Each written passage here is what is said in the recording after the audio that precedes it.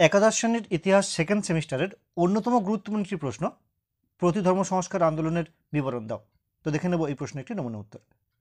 Protestant বিপ্লবের অগ্রগতি প্রতিরোধ এবং রোমের চার্চকে পুনরুজ্জীবিত করার উদ্দেশ্যে ষোড়শ শতকে যে সংস্কার আন্দোলন শুরু হয় তা সাধারণভাবে ধর্ম সংস্কার আন্দোলন নামে পরিচিত।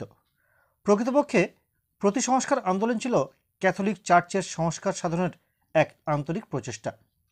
উদ্দেশ্য: লুথার, ক্যালভিন ও অ্যানাব্যাপটিস্টদের চার্চ বিরোধী নির্মূল করার উদ্দেশ্য নিয়েই গড়ে উঠেছিল এই ধর্ম সংস্কার আন্দোলন।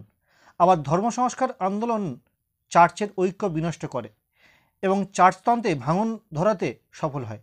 তাই চার্চতন্ত্রের ঐক্য রক্ষা করাও প্রয়োজন বা জরুরি হয়ে উঠেছিল এ সময়। প্রেক্ষাপট: চার্চের আধিপত্যের বিরুদ্ধে শুরু হওয়া ধর্ম সংস্কার আন্দোলনও ঐক্যবদ্ধ ছিল না। এই সুযোগে রোমান ক্যাথলিকগণ পুনরায় সংঘবদ্ধ হয় এবং প্রতি ধর্ম সংস্কার আন্দোলন গড়ে তোলেন। এর পাশাপাশি রোমান ক্যাথলিক সন্ন্যাসীদের দাবির ফলে পোপতন্ত্রের মধ্যে পরিবর্তন ঘটে। সামাজিকভাবে শ্রদ্ধেয় তৃতীয় পল পোপ পদ গ্রহণ করলে ক্যাথলিক সমাজ উদ্বুদ্ধ হয়। আন্দোলনের আগে দীর্ঘ সময় ধরে ক্যাথলিক পোপ ও যাজকগণ দুর্নীতি ও অনাচারের চূড়ান্ত সীমায় উপনীত হয়েছিলেন। সংস্কার আন্দোলন শুরু হলে এদের শুদ্ধিকরণের প্রয়োজন অনুভূত হয়েছিল। ষোড়শ শতকে জেসুইট সম্প্রদায় প্রতিষ্ঠা করেন ইগনেসিয়াস লায়োলা।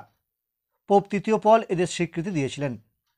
একটি সনদ তৈরির মাধ্যমে এরা প্রোটেস্ট্যান্টদের বিরোধিতার সিদ্ধান্ত নিয়েছিলেন। ইনকুইজিশন, এটি ছিল মূলত একটি বিচার সভা। বাইবেল বিরোধীদের এরা অপরাধী সাব্যস্ত করত এবং তাদের মৃত্যুদণ্ড দিত। ইন্ডেক্স, এটি হলো পোপ বিরোধী ও ক্যাথলিক ধর্মবিরোধী নিষিদ্ধ গ্রন্থ তালিকা। দেখে নেব এই প্রশ্নের শেষ প্যারা। মূলত এই প্রশ্নটি 3 অথবা 4 মার্কসের প্রশ্ন, এবছরের জন্য অত্যন্ত গুরুত্বপূর্ণ একটি প্রশ্ন। প্রতি সংস্কার আন্দোলনের ফলে ক্যাথলিক চার্চের ত্রুটি বিচ্যুতি দূর করা সম্ভব হয়। কাউন্সিল অফ ট্রেন্ট রোমান চার্চের ধর্মমতের সুনির্দিষ্ট সংজ্ঞা নিরূপণ করে এবং রোমান ক্যাথলিক ধর্মমতের মধ্যে প্রচলিত বহু দুর্নীতি দূর করার জন্য আন্তরিক চেষ্টা করে। অপরদিকে জেসুইট সম্প্রদায়ের ঐক্যবদ্ধ প্রচেষ্টার ফলে পোপের কর্তৃত্ব অক্ষুণ্ণ রাখার ব্যবস্থা করা হয় এবং প্রোটেস্ট্যান্ট মতবাদের বিস্তারের পথে সক্রিয় প্রতিরোধ গড়ে তোলার ব্যবস্থা করতেও তারা সমর্থ হয়। পরবর্তী প্রশ্ন, ধর্ম সংস্কার আন্দোলনে মার্টিন লুথারের অবদান বা ভূমিকা আলোচনা করো। দেখে নেব পরবর্তী প্রশ্ন বা পরবর্তী ভিডিওতে।